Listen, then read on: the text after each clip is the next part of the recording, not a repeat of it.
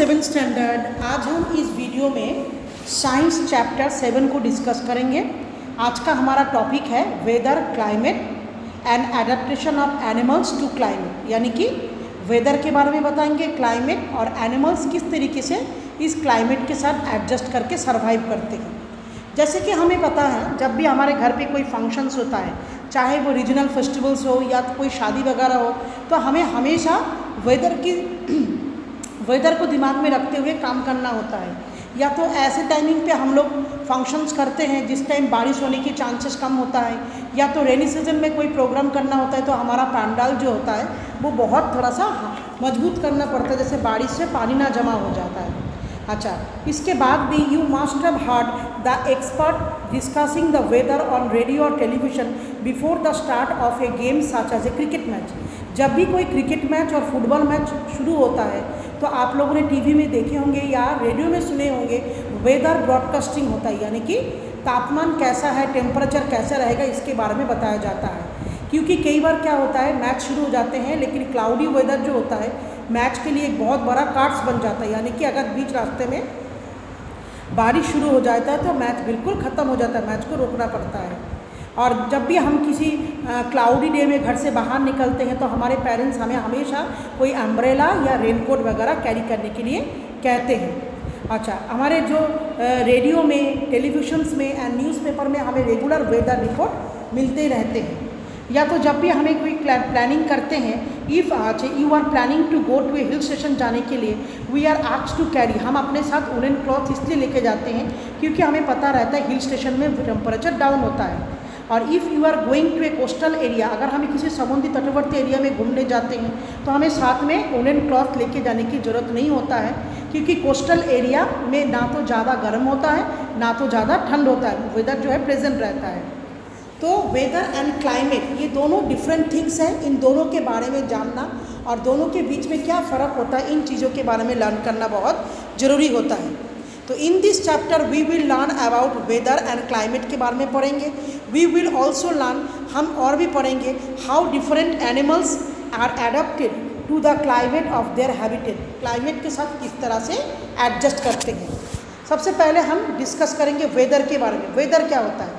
Actual weather होता है temperature, humidity, rainfall, इन तीनों चीज़ों को इकट्ठा करके तैयार होता है वेदर।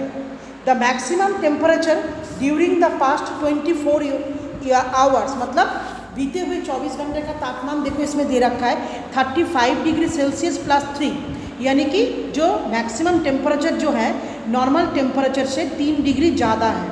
मिनिमम टेम्परेचर दे रखा है देखो 18 डिग्री सेल्सियस +2, यानी कि मिनिमम टेम्परेचर जितना होता है उससे 2 डिग्री ज़्यादा चल रहा है। ह्यूमिडिटी का मतलब क्या होता है? Measurement of the moisture in air, हवा में मॉइस्चर की क्वांटिटी कितना है, यानी कि वाटर वेपर की मात्राएं कितनी है। When the amount of water vapour in the air, अगर हवा में वाटर वेपर का मात्रा ज़्यादा होगा तो हम कहेंगे ह्यूमिडिटी बहुत ज़्यादा है, और ह्यूमिडिटी ज़्यादा होने से ना पसीना बहुत ज़्यादा होते हैं। तो humidity in the weather report is shown as percentage, it is actually the relative humidity होते हैं which is the amount of water vapour present in the air expressed as a percentage में दिखाते हैं of the maximum amount of water vapour. तो इसका मतलब it can hold at that temperature, तापमान को हमें टेम्परेचर को होल्ड करके रखते हैं। हाँ, अब हम इसमें देखेंगे बच्चे, देखो इसमें हम आ जाएंगे देखो टेम्परेचर, रिलेटिव ह्यूमिडिटी, यानी कि मॉइस्चर कितना है उसको नापने के लिए जो इंस्ट्रूमेंट इस्तेमाल होता है उसे कहा जाता है हाइग्रोमीटर। ह्यूमिडिटी ऑफ 100% का मतलब क्या होता है? द एयर इज सैचुरेटेड, मतलब एयर जो है वाटर वेपर से बिल्कुल भर चुका है, इससे ज़्यादा वाटर वेपर उसके अंदर एग्जिस्ट नहीं कर सकता है। अगर ह्यूमिडिटी 50% रहता है, इसका मतलब that air contain 50% of the almost of water vapour, मतलब एयर के 50% एरिया जो है वाटर वेपर से भर चुका है। For saturation eight that temperature the relative humidity of the air change with, relative humidity जो होता है ये टेम्परेचर के साथ साथ चेंज होते रहते हैं। सो वेदर रिपोर्ट हमें क्या बताता है? मैक्सिमम रिलेटिव ह्यूमिडिटी कितना है एंड मिनिमम रिलेटिव ह्यूमिडिटी कितना है। नेक्स्ट हम देखेंगे थर्ड पॉइंट में, देखो when the water droplet join together and become heavy in the cloud, they come down on the earth surface as a rainfall. Water vapour यानी कि पानी के बूंदे, जब हवा पानी गर्म होने लगता है तो भाप बन के ऊपर की तरफ चले जाते हैं, वही बूंदे एक दूसरे के साथ जब जुड़ जाते हैं तो उनका वजन बढ़ने लगता है। जब वो बहुत ज़्यादा उसका वजन हेवी हो जाता है तो धरती की तरफ बारिश के बूंदे बन के गिरते हैं। कई बार क्या होता है, टेम्परेचर कम होने के कारण ये वाटर ड्रॉपलेट जो है फ्रीजेस यानी कि ठंडा होकर बर्फ़ बन जाते हैं और वो जब धरती की तरफ बरसते हैं तब उसे कहा जाता है snowfall. Rainfall is generally measured, अच्छा रेनफॉल नापने के लिए जो स्केल होता है उसे कहा जाता है millimetre. It is measured by an instrument, और जिस इंस्ट्रूमेंट से रेनफॉल को नापा जाता है उसे कहते हैं रेन गज। तो rain gauge is basically a measurement cylinder की तरह होता है with a funnel on the top of a collect rainfall. देखो इस तरीके से होते हैं, ऊपर का पोर्शन जो है आपका जो है फानल की तरह होते हैं, चुंगी की तरह, जिसके अंदर रेन वाटर कलेक्ट होते हैं। अब हम देखेंगे know more about weather report के बारे में। The weather report or report, जो वेदर जो रिपोर्ट होता है ना, जो हम न्यूज़ में देखते हैं या न्यूज़पेपर में पढ़ते हैं या तो फिर टेलीविजन रेडियो से सुनते हैं, वो एक्चुअल वेदर रिपोर्ट तैयार करते हैं गवर्नमेंट का मेट्रोलॉजिकल डिपार्टमेंट में बहुत साइंटिस्ट होते हैं जो वेदर रिपोर्ट को डिक्लेयर करते हैं। और उन डिपार्टमेंट को भी वेदर रिपोर्ट डिक्लेयर करने से पहले exact temperature, pressure, humidity, rainfall, इनका डाटा भी इनके पास कंप्लीट होना बहुत ज़रूरी होता है। वेदर फोरकास्ट क्या होता है, देखिए वेदर प्रेडिक्शन इन एडवांस, जब एडवांस में वेदर को प्रेडिक्ट किया जाता है, जाने वाले 2 घंटे के अंदर तूफान आने वाला है या बहुत तेज बारिश होने वाले हैं, तो इस तरह के भविष्यवाणी को कहा जाता है weather forecast. The daily weather report carries information, रोज़ के जो वेदर रिपोर्ट होता है ना, वो हमें क्या कहते हैं, उस दिन का तापमान कितना था, हवा के अंदर ह्यूमिडिटी कितनी थी और रेनफॉल यानी कि बारिश हुआ था कि नहीं। It also gives the information about the timing, इसके अलावा सनराइज, सनसेट और मूनराइज और मून सेट के टाइमिंग के बारे में भी कहते हैं। The maximum and minimum temperature को भी रिकॉर्ड किया जाता है for be the same for some of the days. However all the parameters are not the same on the any 2 days। अच्छा, कई बार क्या होता है, जैसे आज मानो मंडे है, संडे का टेम्परेचर और आज के टेम्परेचर में ज़रूर फ़र्क होंगे, तो रेगुलर टेम्परेचर में फ़र्क होता है, इसको कहा जाता है वेदर का अंदर डिफरेंसेस। अच्छा, टेम्परेचर द एटमोस्फियरिक कंडीशंस जो होते हैं एट ए प्लेस, किसी जगह का पर्टिकुलर डे में क्या क्या रिस्पेक्ट करते हैं, उसके अंदर टेम्परेचर होते हैं, ह्यूमिडिटी होते हैं, रेनफॉल होते हैं और डायरेक्शन ऑफ विंड होते हैं, विंड स्पीड भी होता है। इन सबको हम इकट्ठे क्या कहते हैं, वेदर। यानी कि वेदर डेफिनेशन बनाने के लिए इन एलिमेंटों का बहुत ज़्यादा रिक्वायरमेंट होते हैं। अब हम नेक्स्ट पेज में पहुँचेंगे।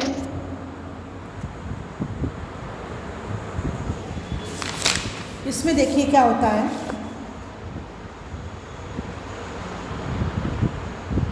देखिए टेम्परेचर, ह्यूमिडिटी, इन सबको एलिमेंट कहते हैं। तो वेदर क्या होता है, एक कॉम्प्लेक्स फेनोमिनास कहा जाता है, क्योंकि वेदर जो है ना day wise day, week wise week change होते रहते हैं। एक complex phenomena that it can very cover very short period of time.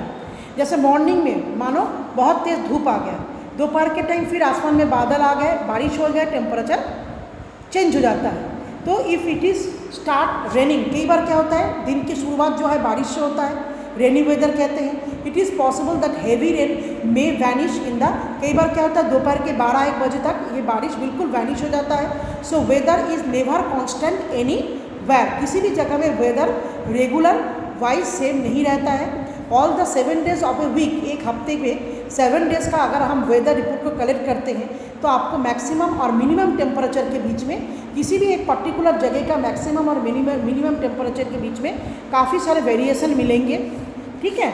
उसके बाद नीचे देखिए द हाईएस्ट टेम्परेचर रिकॉर्ड होता है, एक्चुअल दिन का जो तापमान होता है ना उसे हाईएस्ट मैक्सिमम टेम्परेचर, ये किस, जो लोएस्ट टेम्परेचर सबसे कम तापमान होता है उसको कहते हैं minimum temperature. The maximum and minimum temperature are recorded with the help of a special thermometer होता है इन टेम्परेचर को नापने के लिए, maximum thermometer and minimum. The minimum thermometer for a particular day occurs in the, actual minimum temperature जो लिया जाता है वो सुबह मॉर्निंग का होता है और मैक्सिमम टेम्परेचर जो लिया जाता है वो दोपहर 12 बजे के टाइमिंग का होते हैं। देखिए इसमें the maximum temperature for a particular day occur in the afternoon, जैसे मैंने अभी अभी आप लोगों को बताया। अब हम डिस्कस करेंगे changes in weather are produced by the sun, कि ये वेदर जो इतना चेंजेस होता है ना रेगुलर बेस पे, उसका मुख्य पॉजिटिव कारण कौन होता है? सन, यानी कि सूरज की रोशनी। All the changes in the weather, weather में जो सारे परिवर्तन होते हैं are produced by the sun, सूरज की वजह से होता है। The sun is a huge pair of hot gases, sun जो है हॉट गैस से तैयार होते हैं और इसका टेम्परेचर भी बहुत होते हैं। Through the distance of sun from the earth, धरती से लेके सूरज की दूरियाँ जो है बहुत ज़्यादा है, इसीलिए सूरज हमें आकार में देखने में छोटा लगता है। अच्छा, डिस्टेंस, लेकिन जो सूरज से जो रोशनी हमें मिलती हैं वो होता है same the energy in such a large amount that it is the source of all the heat and light on the earth. Hence sun is the primary source of the energy. अगर energy का पहला स्रोत किसको कहा जाता है, वो होता है सन, और जिसकी वजह से वेदर चेंजेस होते रहते हैं। किस तरह से चेंजेस हो रहा है देखो, if the temperature of the atmosphere around us on a particular day is high we say that the weather is hot. अगर पर्टिकुलर किसी एक दिन में टेम्परेचर ज़्यादा होता है तो हम क्या कह सकते हैं, इनका तापमान आज हॉट है। And if the temperature is low होता है तो we say that the weather is cold. उसी तरीके से the heat of the sun causes the water from the तेज रोशनी के कारण क्या होता है, जितने वाटर बॉडीज होते हैं उसमें से पानी भाप बन के ऊपर की तरफ चले जाते हैं और वही water vapour rises up in the atmosphere. अच्छा, कॉन्डेंस होते हैं एंड क्लाउड, बादल बनते हैं।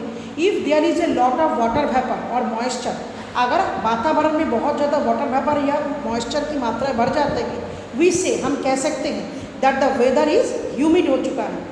Large amount of water vapour in the cloud can cause rain, अगर वाटर वेपर की मात्रा ज़्यादा होता है तो उसकी वजह से बारिश भी होती है। तो sun help heats of the earth surface, धरती को जहाँ पे गर्म करते हैं। सराउंडिंग द एयर, आसपास का हवा भी गर्म होता है।